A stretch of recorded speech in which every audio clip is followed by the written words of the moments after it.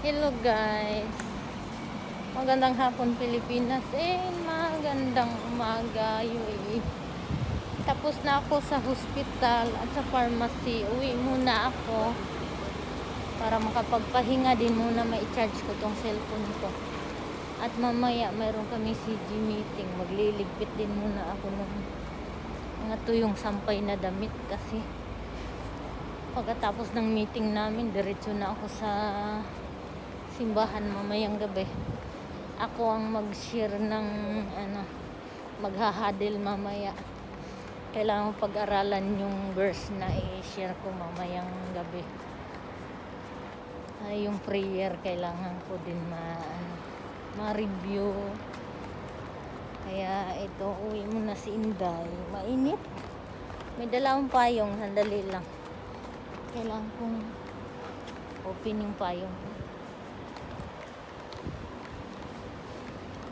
Ito ang gusto ko rito sa UAE kasi maganda yung insurance nila.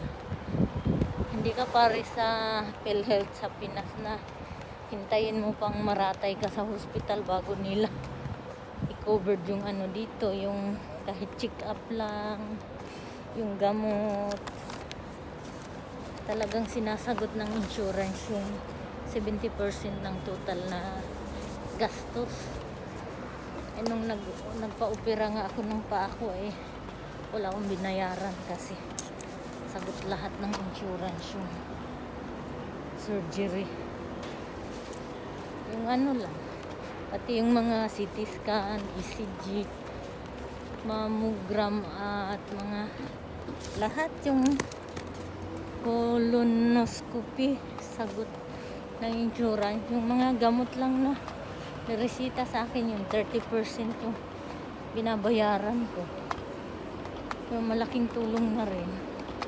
Sa Pinas kasi ni halos hindi ako makapagpa-check up doon dahil hindi naman covered ng PhilHealth yung check up at gamot pag outpatient ka. Sinasagot lang nila pag yung katulad niya na-admit ka. Yun lang ang pero hindi lahat. Ilang percent lang yung sagot nila. Kaya nga nung nagpunta ako rito sa Abu Dhabi, hininto ko na yung paghuhulog ko dun kasi naka 10 taong hulog din ako. Never ako naka-claim ng benefits. Hindi naman pwedeng gamitin ng kapatid o pamangkin. Kaya ayun. Tsaka mayroon naman maganda insurance dito. Hindi ko rin kasi nagagamit yung PhilHealth. Siguro pag umuwi ako ng Pinas at nagpurgod, itutuloy ko. Pero sa ngayon,